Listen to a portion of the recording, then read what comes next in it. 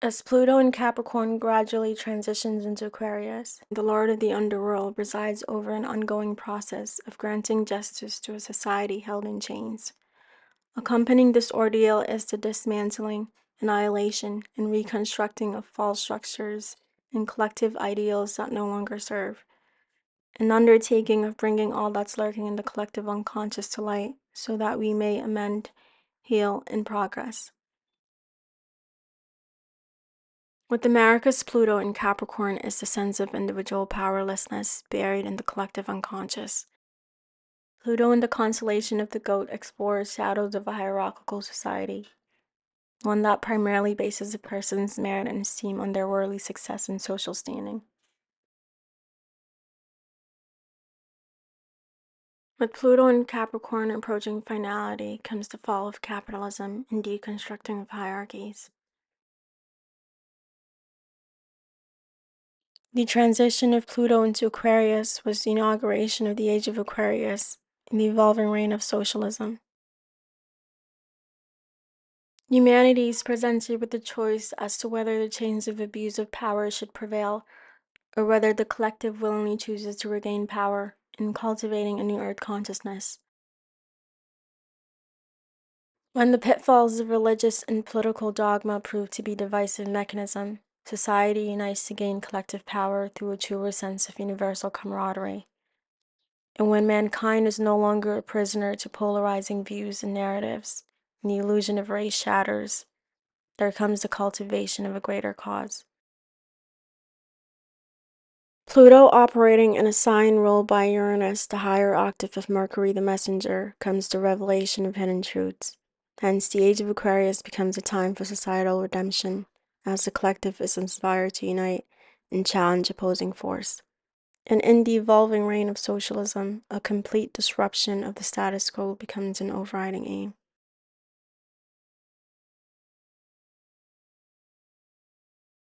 Humanity is in the early stages of a new era in consciousness, a process of cultivating collective power against all that impedes progressive Earth evolution. When the Aquarian archetype is operating with pure intent, its immune partisan sentiment, its greatest interest lies in social progress.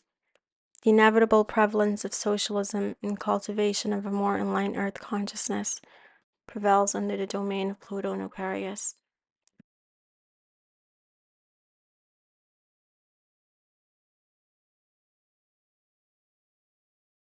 Although those in power have always operated underhand, there is an ongoing history of trading human welfare and progress with political and corporate interests. And with the corruption and exploitation, the safety in Earth housing has been violated. Among society are those that have given into the underbelly of human nature, those who glorify and pledge allegiance to the archetype of the goat, intent on success and influence above all. Saturn is the planetary ruler of Capricorn, lord of the material realm and capitalism.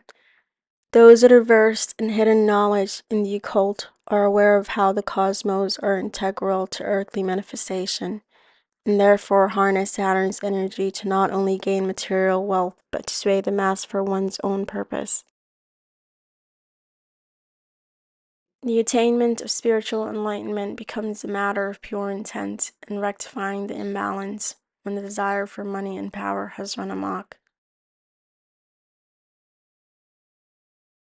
Ancient wisdom denotes that man is of two natures, one that is in communion with the higher self, higher laws and ethics, and one that operates from a lower consciousness, at the mercy of the human shadow. It's become apparent that those that have claimed power over the mass have subordinated all other factors of the human equation to wealth and power. In a world rendered helpless with the illusion of power and balance, money is the most viable source of control and inequality. The elite, governments, and corporations have the most influence in finance. With Pluto finishing off in Capricorn, the collective is encouraged to question who and what we've assigned value and worth, to question our own idealization of those with fortune. And far beyond that, with the Lord in this realm comes the inevitable dismantling of the hierarchy and deconstructing of systems that oppose the progress of greater human evolution. Pluto, now transitioning into Aquarius, is the dawn of a new age in human consciousness. In the age of Aquarius, the collective is encouraged to question life as we've always known, to claim our power as a collective against individuals and systems, to challenge those that are in favor of the status quo. But with Aquarius being the social reformer, there will be profound changes in our life view and collective ideals. Pluto in Capricorn has driven deep into what holds intrinsic value to human life and progress, a long-awaited questioning of institutions and those granted authority. In a man-made world, change must begin within the mind and heart.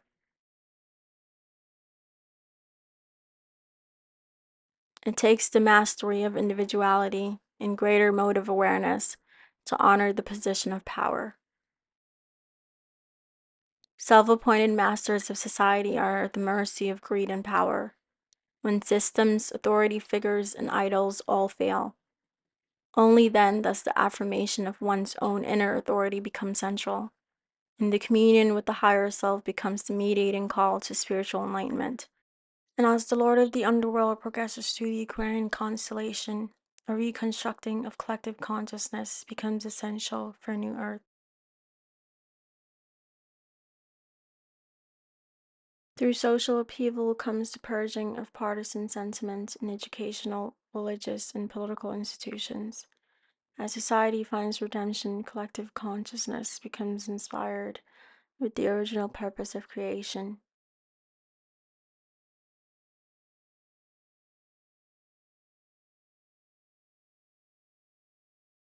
Pluto in Capricorn was a decade-long deconstructing of systems, and as the collective awakens and gains full awareness of the greater design, the American dream becomes void.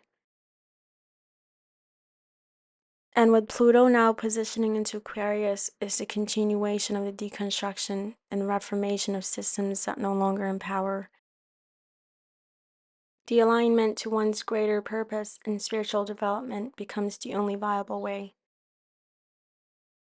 The partisan sentiments and divisive narratives lose fervor as humanity comes to a sense of universal camaraderie and embarks on a greater path. As Pluto proceeds to the Aquarian constellation, human welfare and progress and the cultivation of a greater earth remains the responsibility of one and all. As Earth evolution advances, the constitutional laws and guidelines of nature and cosmos remain invariable, yet comprehensive and essential. I cherish all life as worthy and sacred. I care for Earth and only consume my fair share. I live in truth and honor virtue. I hold purity in high esteem. I follow the inner guidance of my higher self. I create harmony and be respectful of others. I do my best while achieving with integrity and advance through my own abilities, as well as value team collaboration. I converse with awareness and speak with sincerity and good intent. I strive to maintain mental and physical well-being. I'm kind and do good. I communicate with compassion. I'm trustful in my relationships and commitment to others. I do my best to spread joy. I'm humble. I abstain from all substance that alters the pure state of my consciousness, for in the absence of consciousness lies the shadowy appetite for immorality, chaos, and mayhem.